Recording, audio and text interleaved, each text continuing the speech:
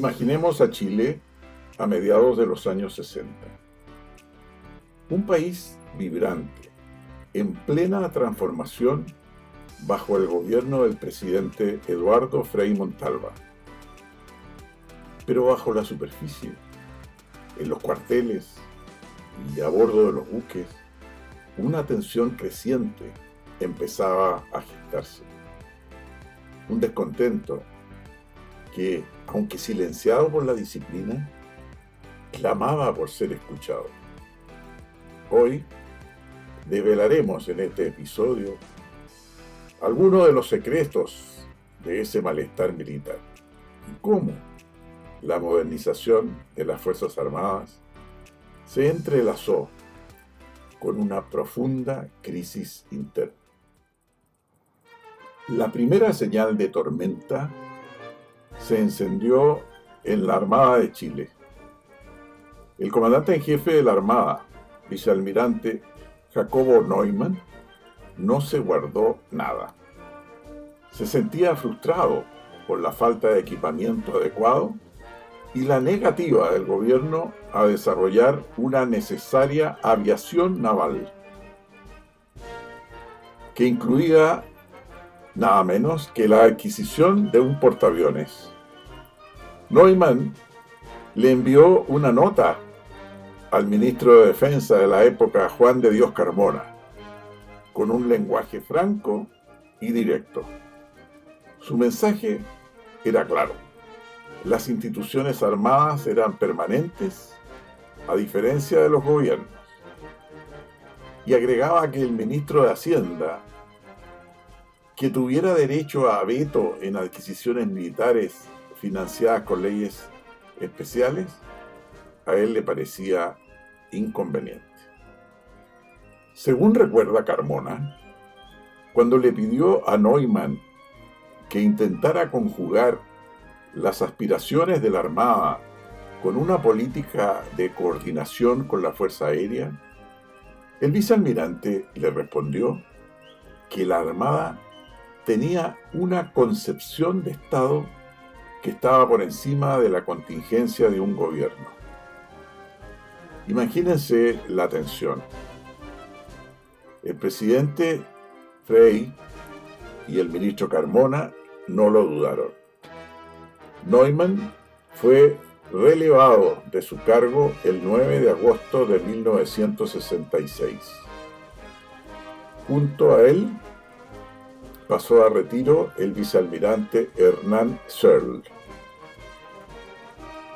El ministro Carmona recuerda al almirante como una gran persona, pero que era bastante parado en la hilacha. El retiro de Neumann y Searle no calmó las aguas, todo lo contrario, aumentó el malestar y la efervescencia dentro de la Armada. En Santiago y Valparaíso se organizaron significativas manifestaciones de homenaje a ambos almirantes, con 380 comensales en el Club de la Unión, en Santiago, y 300 en el Hotel O'Higgins. Prácticamente toda la oficialidad en servicio activo se hizo presente en otra recepción en el Club de Campo de las Salinas. Un oficial incluso recordó haber oído gritos políticos contra el gobierno en un recinto de la Armada por primera vez. La salida del almirante Neumann provocó una interpelación en el Congreso, realizada por el senador Armando Jaramillo, quien exigió al ministro de Defensa que respondiera a 42 preguntas, vinculadas especialmente con el estado de las Fuerzas Armadas. Carmona se negó a responder, argumentando que los senadores no tenían facultad para fiscalizar al Ejecutivo y que las materias consultadas eran competencia exclusiva del presidente de la República, dejando un manto de dudas. Con todo, la revista Ercilla señaló que existían grupos reducidos pero activos de políticos que trataban de alentar cualquier indicio de inconformismo entre la oficialidad, usando como pivote a algunos jefes en retiro. El almirante Neumann dijo que su salida estaba vinculada a la carencia de medios de la institución para enfrentar responsablemente sus objetivos de defensa, sobre todo en materia aérea.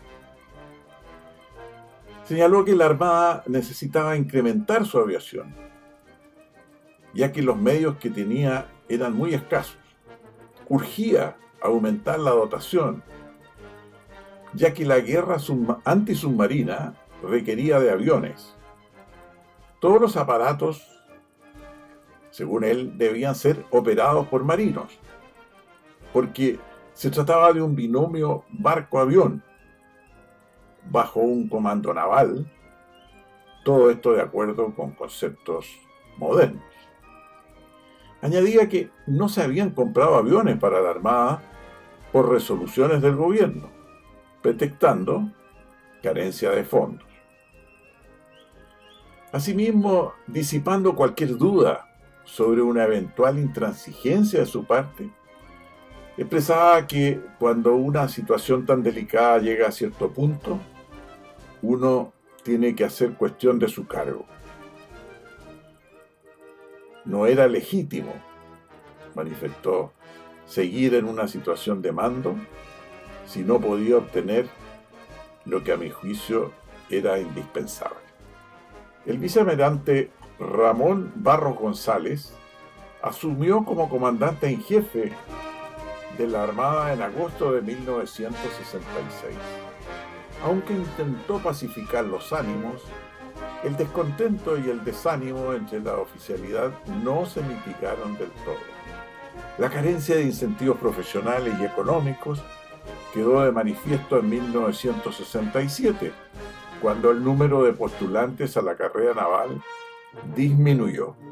Fue entonces el 9 de julio de 1967, justo al año de que el gobierno negara a la Armada la posibilidad de desarrollar su propia aviación, un movimiento de protesta inusitado estalló.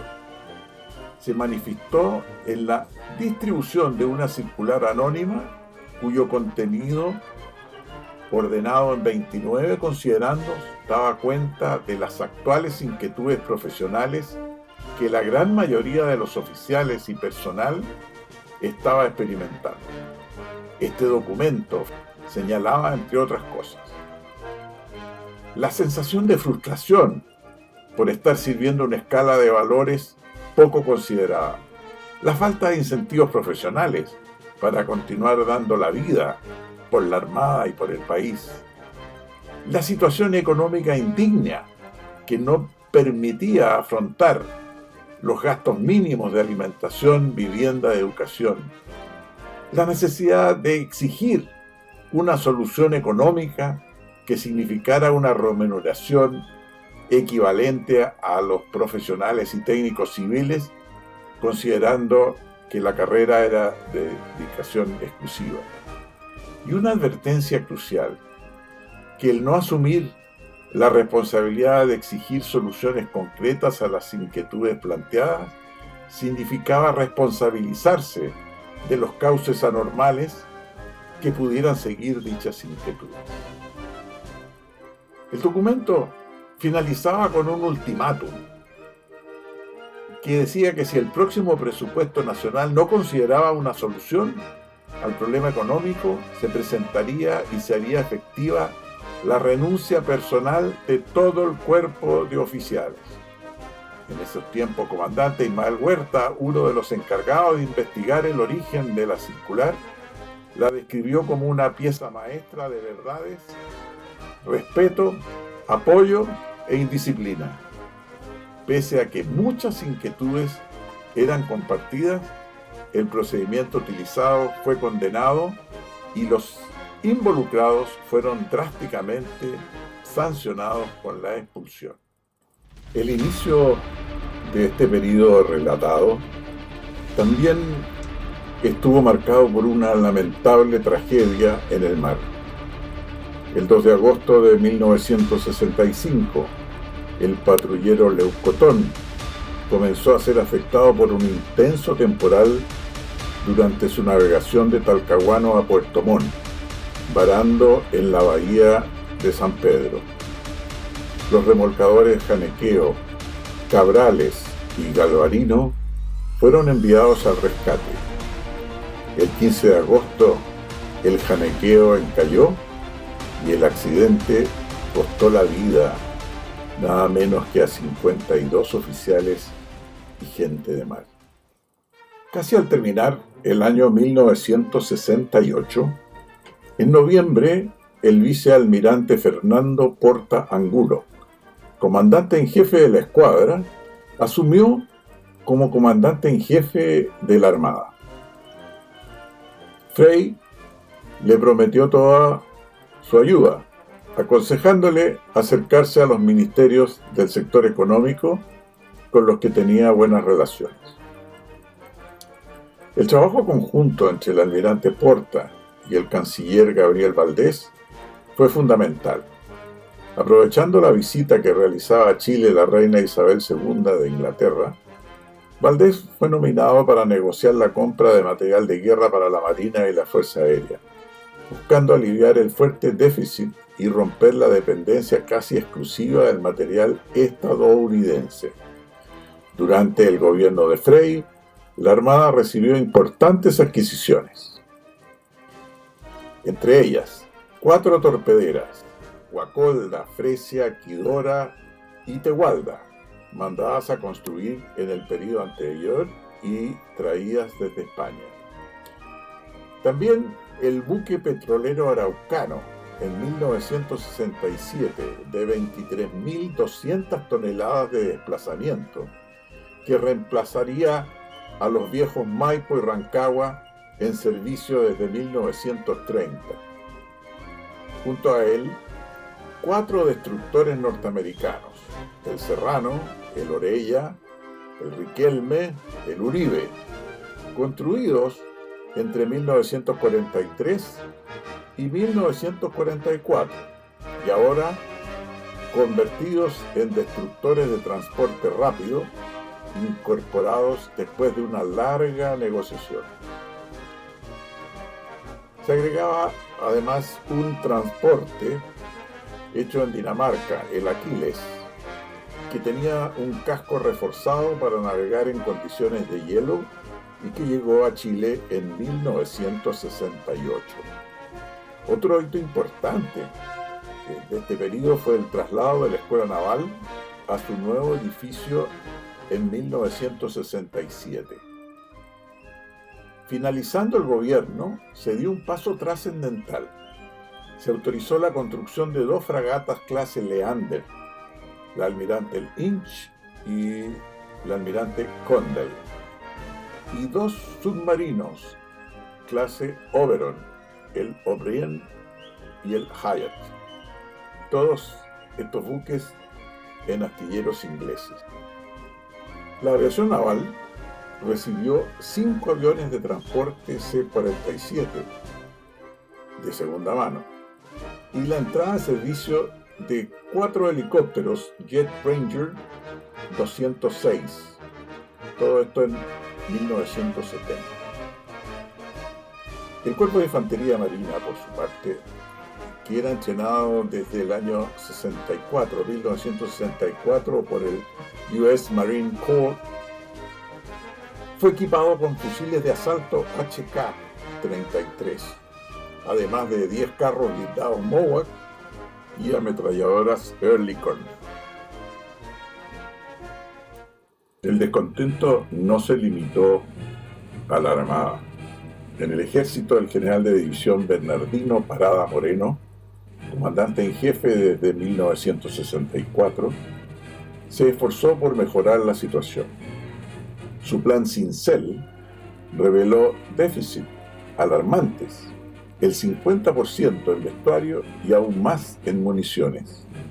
En julio de 1967, un grupo de oficiales expresó su malestar por sus bajos sueldos en una reunión de camaradería en el club militar. jocosamente llamada la reunión de la Pilsen. Aunque el incidente no trascendió públicamente ni generó problemas con el gobierno, el general Parada le dio tanta importancia que presentó su renuncia. Su sucesor, el general de división Luis Miqueles Caridi, visitó distintas unidades, pero no logró apaciguar los ánimos. El recién ascendido a general de división Carlos Prats, en sus giras, se percató del ambiente tenso de rebeldía contenida que había en la oficialidad, una inquietud militar que el gobierno, absorbido en su lucha política, no lograba percibir en su real dimensión. El punto álgido llegó el 28 de abril de 1968. Los oficiales alumnos de los 3 cursos regulares de Estado Mayor y del curso de informaciones de la Academia de Guerra solicitaron la baja del ejército en masa. El general Bruno Siebert, entonces mayor e integrante del tercer año, recordó que todos ellos firmaron su renuncia ante la falta de expectativas y de la situación política revuelta que se observaba. El hecho provocó gran agitación en la institución y en el gobierno. Hubo un cambio de ministro de Defensa, asumiendo el general de división en retiro Tulio Marambio Marchant, en reemplazo de Juan de Dios Carmona.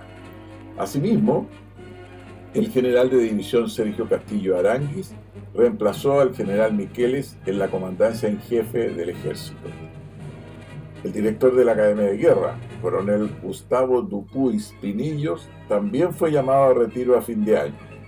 El argumento esgrimido por los oficiales que renunciaban era que no podían sostener sus hogares con exiguas remuneraciones y que la situación de decadencia institucional no les ofrecía porvenir alguno. El general Carlos Prats afirmó que desde el punto de vista reglamentario, la presentación de la renuncia constituía un derecho individual, pero que la simultaneidad en su presentación representaba un acto tácito de indisciplina de difícil solución. Aunque las renuncias se archivaron, el malestar continuó. La revista Ercilla señaló que las renuncias de los académicos no eran solo porque ganamos poco y afuera ganaremos más, sino una protesta por la insensibilidad de los políticos que solo escuchan a los gremios que gritan y se declaran en huelga. El general de brigada en retiro Horacio Toro, uno de los participantes, afirmó que sentían la necesidad de expresar públicamente nuestro malestar, de modo que pudiera ser percibido por el alto mando y el gobierno, pero con la precaución de no configurar ninguna forma de delito militar. La decepción no solo afectaba a los académicos, sino también a quienes servían en los regimientos. A pesar de todas las vicisitudes y el profundo descontento, algunos adelantos se produjeron en el ejército, en cuanto a cambios orgánicos y recepción de equipos. Se continuaron efectuando cursos de comandos y en 1964 se creó la Escuela de Paracaidistas, realizándose el primer salto de una unidad nacional al año siguiente. La Escuela de Unidades Mecanizadas cambió de denominación y pasó a llamarse Escuela de Blindados, una nueva arma para el ejército que se distinguía por el parche amarillo. La llegada de nuevo material blindado fue recibida con entusiasmo. 60 carros M113, transporte de personal anfibios con motor diésel, que reemplazarían a los viejos semiorugas de la Segunda Guerra Mundial. Estos fueron asignados a unidades de Iquique y Punta Arenas. La dotación de tanques aumentó con la llegada de 40 unidades M41A3. El aumento de material sofisticado obligó a la institución a crear el Escalafón de Material de Guerra, cuya primera promoción egresó en 1967. También se adquirieron varios miles de fusiles SIG de fabricación suiza, morteros y material antiblindaje español, artillería de montaña italiana, artillería autopropulsada francesa y camiones. Y en un proceso novedoso para la época, La mujer se integraba paulatinamente al ejército, siendo una expresión de ello la exitosa creación de los cursos de enfermeras de guerra para tripular los hospitales de campaña realizados anualmente desde 1965. Pero, más allá de las quejas, también hubo avances clave. El presidente Frei nombró comandante en jefe de la Fuerza Aérea al inicio de su mandato al general Máximo Errázuriz. Ante la negativa de Estados Unidos de vender los aviones F-5, se decidió por la compra de 21 aviones Hawker Hunter al Reino Unido. Esto hizo que los norteamericanos ofrecieran gratuitamente la misma cantidad de aviones, pero del antiguo F-86 Sabre, lo que no fue aceptado. El Hunter representó un gran avance para la institución, siendo el primer avión transónico moderno y capaz de volar sin escalas entre Santiago e Iquique. Era un cazabombardero que permitía defenderse bien contra los Mirage peruanos, aunque no pudiera alcanzarlos. Estos aviones llegaron en 1967 y más tarde se agregaron otras 9 aeronaves en 1970. Previamente también se concretó la adquisición de 6 aviones de transporte DC-6 de fabricación norteamericana que comenzaron a llegar en 1966. Lo sucedido en la Marina, las expresiones de inquietud profesional y económica que siguieron manifestándose al interior de las Fuerzas Armadas durante el gobierno de Frei no fueron comprendidas ni por los altos mandos militares ni por los políticos. Según el general Medina, hacerlo significaba reconocer los propios errores, y eso era prácticamente inalcanzable. Sin embargo, el país comenzaba a vivir toda clase de fisuras, y la rebeldía se había hecho carne en instituciones tan jerárquicas como la Iglesia Católica y en el propio partido de gobierno. El gobierno, encastillado en su autosuficiencia, siguió adelante con su programa sin darse cuenta que con ello aceleraba aún más el descontento. Así, la década de los 60 en Chile nos muestra el periodo de profunda tensión interna en las Fuerzas Armadas, conviviendo paradójicamente con esfuerzos significativos de modernización material. Un testimonio de que incluso en instituciones rígidas y jerárquicas, el malestar puede gestarse y manifestarse buscando cauces para ser escuchado, a veces con consecuencias imprevistas. Al término de este episodio, una reflexión final se hace necesaria. Aparentemente, las adquisiciones militares de buques, tanques y aviones eran suficientes para afrontar los desafíos de la defensa nacional. Sin embargo, estas no satisfacían las grandes necesidades estratégicas de las Fuerzas Armadas. Estas, para lograr efecto disuasivo que se buscaba con ellas, debían comprender un número mucho mayor de elementos y un presupuesto de continuidad que permitiera mantenerlos en condiciones de ser usados en la forma más efectiva posible.